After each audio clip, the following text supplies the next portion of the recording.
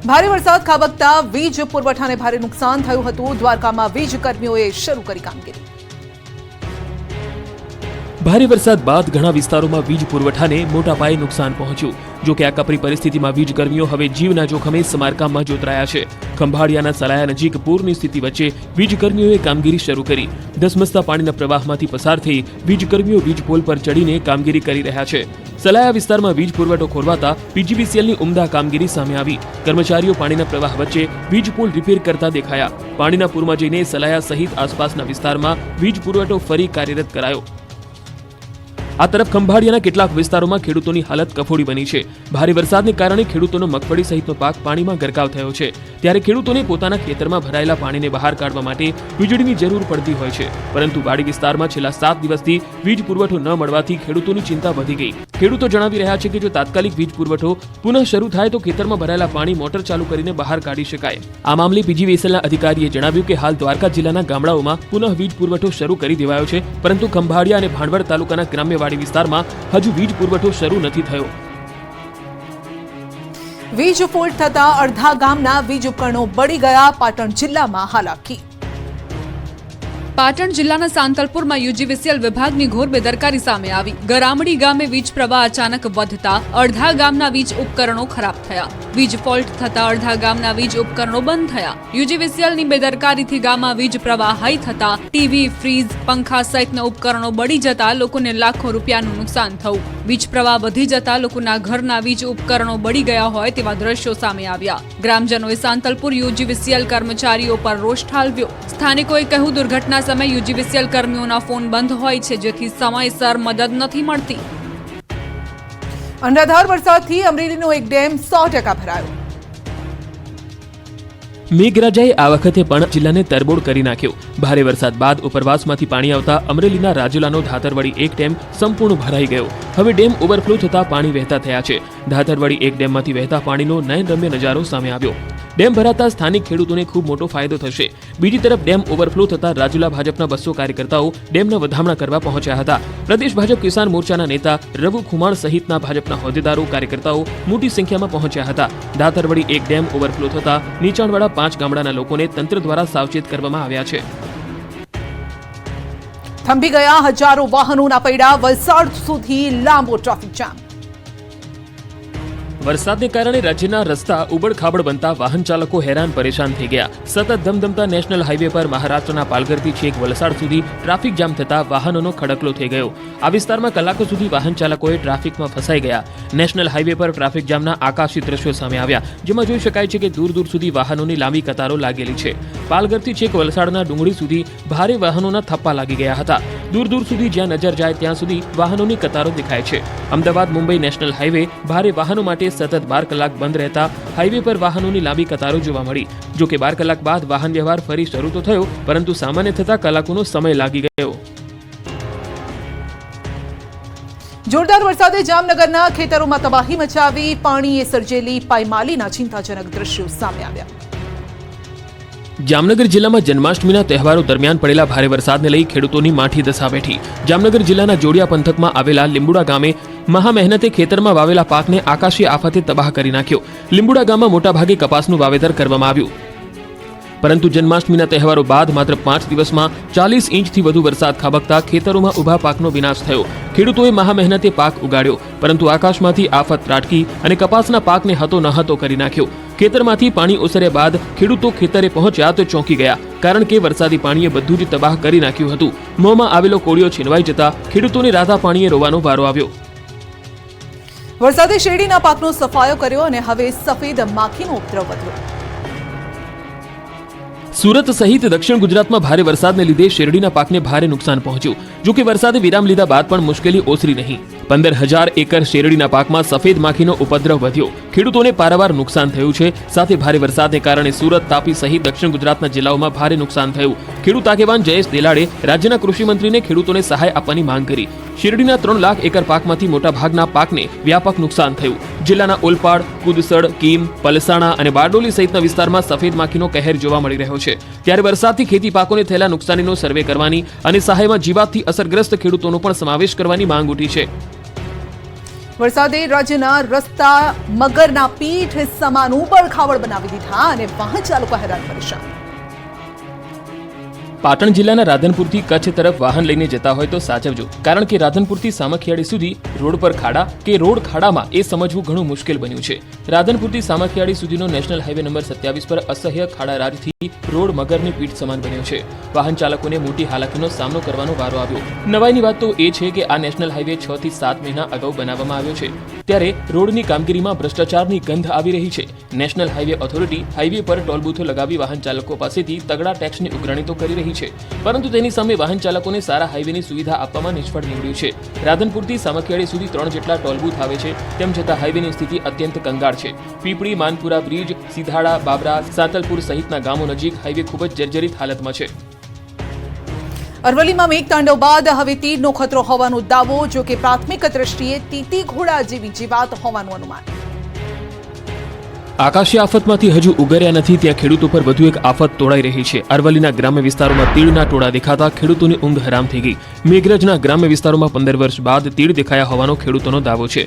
અહીંના જીતપુર, ખાખરિયા, ઇસરીત, ખુમાપુર સહિતના ગામોમાં તીડના ઝુંડ જોવા મળ્યા. આ તીડ ખેડૂતોની મુશ્કેલીમાં વધારો કરી શકે છે. તીડના કારણે ખેતરમાં ઉભા પાકને નુકસાનની ભીતિ સેવવામાં આવી રહી છે. ખેડૂતોનું કહેવું છે કે જો વરસાદ નહીં થાય તો આ તીડની સંખ્યામાં હજુ વધારો થઈ શકે છે.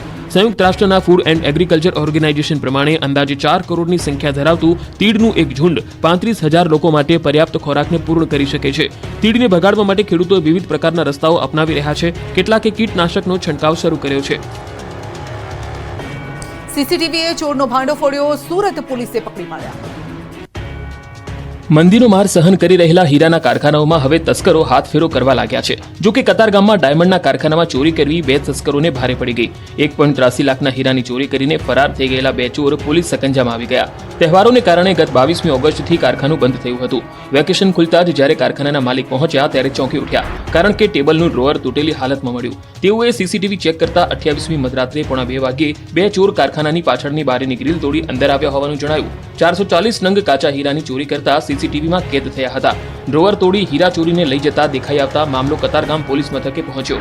પોલીસે સીસીટીવી ફૂટેજના આધારે બંને તસ્કરોને પકડી લીધા છે. તસ્કરોએ લોકોને ઉજાગરા કરાવ્યા. બોડેલી નજીકના ગામોમાં તસ્કરોનો ત્રાસ વધ્યો. છોટાઉદેપુર જિલ્લામાં તસ્કરોએ લોકોની ઊંઘ હરામ કરી નાખી છે. બોડેલી અને આસપાસના ગામોમાં તસ્કરોનો ત્રાસ એટલી હદે છે કે લોકો ઉજાગરા કરવા મજબૂર બન્યા. આ વિસ્તારમાં વારંવાર ચોરીના બનાવો બને છે, જેથી કંટાળીને કેટલાય ગામના લોકોએ જાગીને રખેવાળી કરવાનું શરૂ કર્યું. બોડેલીના બજારમાં મોબાઈલની દુકાનમાંથી લગભગ 2 લાખના મોબાઈલની ચોરી કરીને તસ્કરો ફરાર થઈ ગયા હતા. તો આ તરફ ગ્રામ્ય વિસ્તારોમાં પણ ચોર ટોળકીએ રીતસરનો તરખાટ મચાવ્યો. બોડેલી, જૂની બોડેલી, ઢોકલિયા, ચાચક, સિમલિયા, મૂલધર, ટીંબી સહિતના ગામના લોકો રાતોની રાત ઉજાગરા કરતા દેખાયા. લોકો હાથમાં લાકડીઓ લઈને ગામમાં ચોકી પહેરો કરે છે. લોકોનું કહેવું છે કે ખૂબ મોટી સંખ્યામાં તસ્કરો આવે છે. તસ્કરોની મોડસ ઓપરેન્ડી એવી છે કે ગામની એક તરફથી તસ્કરો પથ્થરમારો કરે છે અને લોકો જે દિશામાં તસ્કરોની પાછળ પડે એની બીજી દિશામાંથી અન્ય તસ્કરો ગામમાં ઘૂસવાનો પ્રયાસ કરે છે. જો કે ચોંકાવનારી વાત તો એ છે કે હજુ સુધી પોલીસના હાથે આ તસ્કરો પકડાયા નથી. ભંગાર હાલતમાં ફેરવાયેલી સાયકલોના દ્રશ્યો મહેસાણામાં જોવા મળ્યા. ઉગી નીકળેલા ઘાસના આ જથ્થાને જોઈને પ્રથમ નજરે તો એવું જ લાગે કે વરસાદના કારણે આવી સ્થિતિ હશે, પરંતુ ધ્યાનથી જોશો તો આંખો પહોળી થઈ જશે, કારણ કે આ ઘાસની પાછળ છુપાયો છે સાયકલોનો જથ્થો. ભંગાર હાલતમાં સાયકલોના જથ્થાના આ દ્રશ્યો મહેસાણાના છે. અહીંની કુમાર કન્યા છાત્રાલયમાં 1200 સાયકલો ભંગાર હાલતમાં છે. દ્રશ્યમાં જોઈ શકાય છે કે જથ્થાબંધ સાયકલોને કાટ લાગી ગયો છે. છેલ્લા 3 મહિનાથી 1200 સાયકલોનો જથ્થો આમ જ ખુલ્લામાં પડી રહ્યો છે. આ દરમિયાન વરસાદ પડતા સાયકલોમાં કાટ આવ્યો હોવાના દ્રશ્યો પણ કેદ થયા. આમ તો આ સાયકલો વિદ્યાર્થીઓને આપવાની હોય છે, પરંતુ હવે કટાઈ રહેલી સાયકલોના જથ્થાનું શું કરાશે એ જ નક્કી નથી. સરકાર અને એજન્સી વચ્ચે ક્વોલિટીને લઈને સાયકલો પડી હોવાની પ્રાથમિક માહિતી છે. સરકારી વિભાગ દ્વારા હજુ સુધી સાયકલો હસ્તગત લેવાઈ નથી. સમાજ કલ્યાણ વિભાગના અધિકારીઓ આ મુદ્દે કેમેરા સામે કંઈ જ કહેવા તૈયાર નથી. આવતીકાલથી 65 કિલોથી વધુ વજનના પાર્સલ નહીં સ્વીકારાય, સુરતમાં લેવાયો નિર્ણય. સુરતમાં 1 સપ્ટેમ્બરથી 65 કિલોથી વધુ વજન ધરાવતા પાર્સલો નહીં સ્વીકારાયા. ટ્રાન્સપોર્ટર્સ એસોસિએશન, લેબર મજૂર યુનિયન અને federation of Surat textile traders association દ્વારા આ નિર્ણય લેવાયો. ટ્રાન્સપોર્ટર્સનું કહેવું છે કે ટેક્સટાઇલ માર્કેટના વેપારીઓ દ્વારા 65 કિલો કરતાં વધુ વજનના પાર્સલો ડિલિવરી માટે મોકલવામાં આવે છે. સામાન્ય રીતે એક વ્યક્તિ 50 થી 55 કિલો જેટલું વજન ઉંચકી શકે છે. તેમ છતાં કેટલાક વેપારીઓ દ્વારા 80 થી 100 કિલો વજનના પાર્સલો મોકલવામાં આવે છે, જેના કારણે તેઓના આરોગ્ય પર જોખમ ઊભું થાય છે અને ભૂતકાળમાં ફ્રેક્ચર સહિતની ઘટનાઓ પણ સામે આવી છે, જેના કારણે 65 કિલોથી વધુ વજન ધરાવતા પાર્સલો નહીં સ્વીકારવાનો નિર્ણય લેવાયો. આ તરફ federation of Surat textile traders એસોસિએશનના પ્રમુખે જણાવ્યું કે ઘણી વખત 5 થી 10 કિલો સામાન માટે નવું પાર્સલ બનાવવું યોગ્ય નથી હોતું અને પાર્સલનું વજન વધી જતું હોય છે. સીએમની હાજરીમાં અમદાવાદમાં ગુજરાત કૃષિ વિજ્ઞાન મંડળ દ્વારા સેમિનાર યોજાયો. હવેના સમયમાં વરસાદ પડવાની પેટર્ન બદલાઈ ગઈ છે. ગ્લોબલ વોર્મિંગની અસર દેખાઈ રહી છે. તેની સામે એક ઝાડ ધરતી માતાના નામે ઉગાડવાનું મુખ્યમંત્રી ભૂપેન્દ્ર પટેલે આહવાન કર્યું. આ પ્રસંગે કૃષિ વૈજ્ઞાનિકો અને વિદ્યાર્થીઓ ઉપસ્થિત રહ્યા. મુખ્યમંત્રીએ કૃષિ પેદાશોના પ્રસંસ્કરણ અને તેના મૂલ્યવર્ધનના મહત્વ પર ચર્ચા કરી. પ્રાકૃતિક ખેતીના મહત્વ વિશે સંબોધન કર્યું. મુખ્યમંત્રીએ કહ્યું, પ્રાકૃતિક ખેતીમાં કેવી રીતે આગળ વધવું તેના પ્રયત્ન સરકાર કરી રહી છે. જમીનની ફળદ્રુપતા વધારવા પ્રાકૃતિક ખેતી જરૂરી છે. તેમણે ખેડૂતોને કહ્યું, રાસાયણિક ખાતરનો ઉપયોગ કરવાનું ટાળો. ઉપરાંત સિંચાઈ માટે દરેક જિલ્લામાં 75 સરોવર બનાવવામાં આવ્યા છે. આકાશી આફત વચ્ચે ગણેશોત્સવની રંગેચંગે તૈયારી. બારડોલીમાં ગણેશજીની મૂર્તિનું આગમન.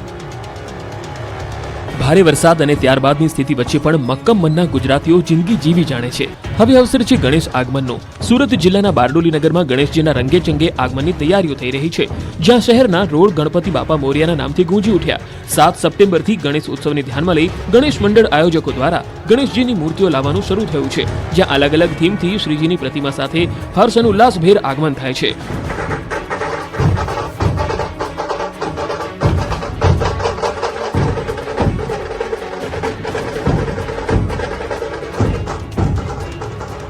અહીંના એક આયોજક દર વર્ષે અનોખું આયોજન કરતા હોય છે. આ વર્ષે આંતરરાષ્ટ્રીય મહિલા ઢોલ ગ્રુપ બારડોલી નગર માટે આકર્ષણનું કેન્દ્ર બન્યું છે. આયોજકો આ વખતે પણ માટીની ગણેશજીની મૂર્તિ લાવ્યા છે અને ગણેશ ઉત્સવની હર્ષોલ્લાસથી ઉજવણી કરાશે.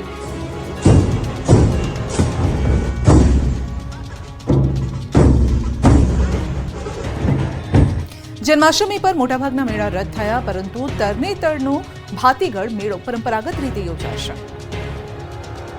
સૌરાષ્ટ્રના મેળા પર વરસાદી પાણી ફરી વળ્યા, પરંતુ સુરેન્દ્રનગરના થાન તાલુકાના તરણેતર ખાતે વિશ્વ પ્રસિદ્ધ તરણેતરનો ભાતીગઢ લોકમેળો ચાલુ વર્ષે પરંપરાગત રીતે યોજાશે. 6 સપ્ટેમ્બરથી 9 સપ્ટેમ્બર સુધી યોજાનાર આ મેળાના આયોજનને લઈને તરણેતર ગ્રામ પંચાયત ખાતે બેઠક યોજાઈ. ચાલુ વર્ષે પણ રાબેતા મુજબ તરણેતરનો લોકમેળો 4 દિવસ માટે યોજવાનો નિર્ણય લેવાયો છે. આ બેઠકમાં સાંસદ ચંદુભાઈ શિહોરા, કલેક્ટર કેસી સંપટ, સરપંચ પણ ઉપસ્થિત રહ્યા હતા. અગાઉ તરણેતર ગ્રામ પંચાયત દ્વારા વરસાદની પરિસ્થિતિને ધ્યાનમાં લઈને મેળો નહીં યોજવા થોડા દિવસો પહેલા કલેક્ટરને રજૂઆત કરી હતી, પરંતુ હવે વરસાદે વિરામ લેતા તરણેતરનો મેળો યોજવાનું આયોજન કરાયું છે. નર્મદાના કમોડિયા ગામ નજીક રસ્તા પર દીપડો આંટાફેરા મારતો હોય તેવા દ્રશ્યો જોવા મળ્યા હતા. એક મુસાફરે પોતાની કારમાં બેસીને જ દીપડાના આંટાફેરાને કેમેરામાં કેદ કર્યા છે. વાયરલ કર્યો છે આ વિડીયો. અને કેવડિયા નજીક આવેલા ઝરવાણી ધોધ જતા રસ્તા પર દીપડો દેખાતા સ્થાનિકો પ્રવાસીઓમાં ભયનો માહોલ જોવા મળ્યો છે. ઉલ્લેખનીય છે કે છેલ્લા કેટલાક સમયથી વન્યજીવો જંગલ છોડી માનવ વસાહતો તરફ આવી રહ્યા છે, અને ત્યારે આ તરફ હાલ ચોમાસાની સિઝન જામી છે. લોકો પણ ડાંગ અને નર્મદામાં કુદરતને માણવા જતા હોય છે, ત્યારે ઝરવાણી ધોધ જતા રસ્તા પર દીપડો દેખાતા ભયનો માહોલ સર્જાયો છે. સુરેન્દ્રનગર જિલ્લામાં અવિરતપણે ધોધમાર વરસાદ નોંધાયો હતો, જેના પગલે ખેડૂતોના ખેતરમાં પાણી ફરી વળતા મોટા પાયે કપાસ સહિતના પાકને નુકસાન પહોંચ્યું છે. જેમાં વઢવાણ તાલુકામાં 6000થી વધુ વીઘા જમીનમાં ખેડૂતોના પાકને નુકસાન છે.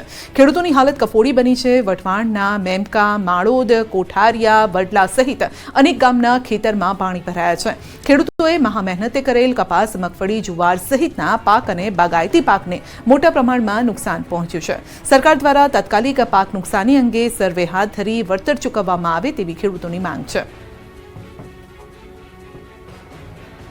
તો વડોદરાની જનતા પૂરથી ત્રસ્ત છે, અને જ્યારે નેતાઓને કોઈ લાજ શરમ ન હોય તેમ ભાજપના મહિલા મોરચાના મહામંત્રી રીલ બનાવવા માટે ડાન્સ કરવામાં મસ્ત છે.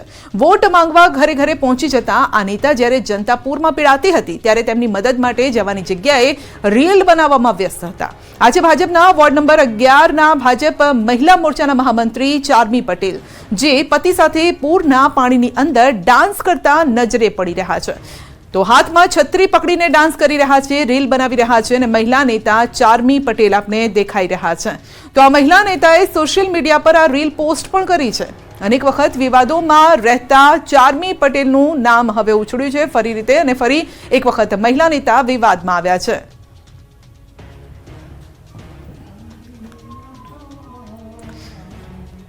દેવભૂમિ દ્વારકા જિલ્લાના ખંભાળિયા તાલુકાના સામોર ગામે ભારે વરસાદમાં રસ્તા ધોવાયા છે. ભારે વરસાદમાં કોઝવેમાં ગાબડું પડ્યું છે, જેના કારણે લોકોને હાલાકી પડી રહી છે. સામોર ગામે કોઝવે તૂટતા અવરજવર કરતા લોકો મુશ્કેલીમાં છે.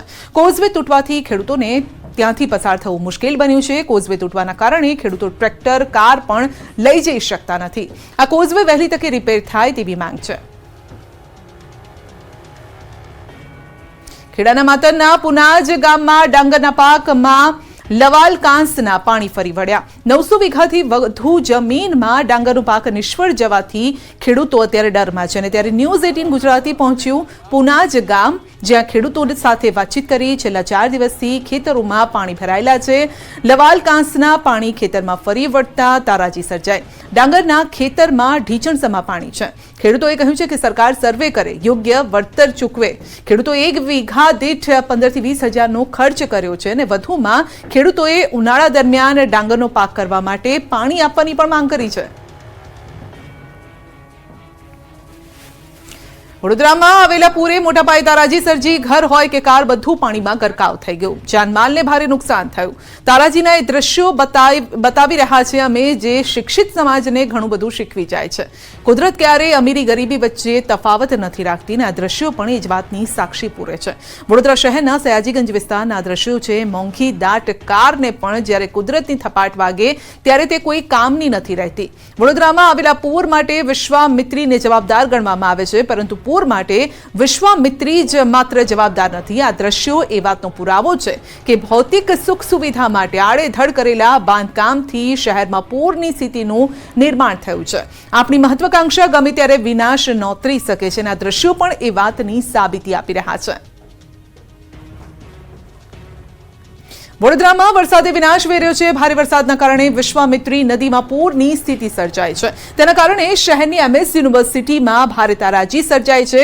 મોટા ભાગની ફેકલ્ટીમાં વરસાદી પાણી ઘૂસી જતા મોટું નુકસાન થયું છે. સૌથી વધુ નુકસાન ભૂખી કાંસને અડીને આવેલી સાયન્સ ફેકલ્ટીમાં થયું છે. કેમિસ્ટ્રી, ફિઝિક્સ, માઇક્રોબાયોલોજી સહિતના વિભાગોમાં ₹8 કરોડથી વધુનું નુકસાન થયું છે. અને સાયન્સ ફેકલ્ટીમાં 24 લાખ રૂપિયાના કમ્પ્યુટર પૂરના કારણે બગડી ગયા છે. ક્લાસરૂમ તેમજ અધ્યાપકોની કેબિનમાં કાદવના થડ જામી ગયા છે. કેમ્પસ ફરતે દિવાલો પણ ઠેક ઠેકાણે પડી ગઈ છે. ફેકલ્ટીનું કહેવું છે કે ફરીથી સ્થિતિ યોગ્ય થતા 2 વર્ષથી વધુનો સમય લાગી જશે. વરસાદ બાદ રાજકોટ શહેર અને જિલ્લામાં રોગચાળાએ માઝા મૂકી છે. બીજી તરફ કોલેરાના કેસ પણ વધી રહ્યા છે. શહેરમાં કોલેરાનો વધુ એક કેસ નોંધાયો છે. શહેરના સાંગણવા ચોક પાસે આવેલી કોટક શેરીમાં 43 વર્ષીય મહિલાને કોલેરા હોવાનું સામે આવ્યા બાદ આસપાસનો 2 કિલોમીટરનો વિસ્તાર કોલેરાગ્રસ્ત જાહેર કરાયો છે. આરોગ્ય વિભાગની ટીમે આસપાસના 250 ઘરોમાં સઘન ચેકિંગ હાથ ધર્યું, સર્વે કર્યો. બોરવેલનું પાણી પીવાથી મહિલાને કોલેરા થયો હોવાની પ્રાથમિક માહિતી છે. આરોગ્ય વિભાગે વરસાદી સિઝનમાં બહારનું ખાવાનું, પાણી પીવાનું પણ ટાળવા માટે સૂચન કર્યું. તો અમદાવાદમાં મહિલાઓની સુરક્ષા માટે પોલીસે લગાવેલા કોલ બોક્સના કેમેરાની ચોરી થઈ ગઈ છે. નિર્ભયા પ્રોજેક્ટ અંતર્ગત ઇમરજન્સી કોલ બોક્સના કેમેરાની ચોરી થઈ છે. તો ગોમતીપુરના પરમાનંદ ચાલીની બહાર લગાવેલા ડિવાઇસની ચોરી થઈ ગઈ છે. મહિલાઓ ઇમરજન્સી સમયે વિડીયો કોલ કરી શકે તે માટે આ ડિવાઇસ લગાવ્યા હતા. ₹80,000ના ડિવાઇસની ચોરી અંગે ગોમતીપુર પોલીસ સ્ટેશનમાં ફરિયાદ નોંધાઈ છે. પોલીસે CCTVના આધારે